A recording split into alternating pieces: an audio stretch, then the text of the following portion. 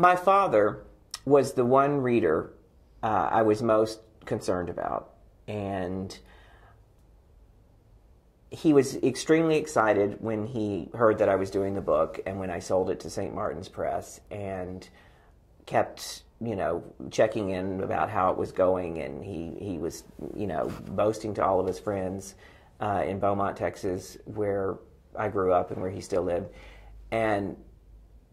But he and I think, were both nervous about his reaction, and because there's a lot of heavy stuff in the book, and again, he loved my mother very much, as do I, and so I was worried about how he would react to not my portrayal of him, but to the stories that tell about her, as well as the stories that tell about myself that had nothing to do with her, but that had to do with my shenanigans while I was out there drinking.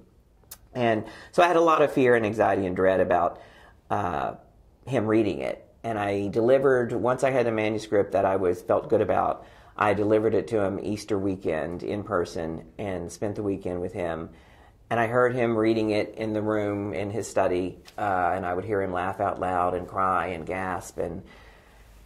And he walked into the kitchen after he'd finished reading it, and he'd given me his blessing and told me he loved it.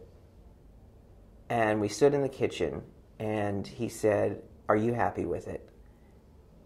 And I said, "Yes." And I didn't know how important his blessing was, but I was not happy with the book until that moment.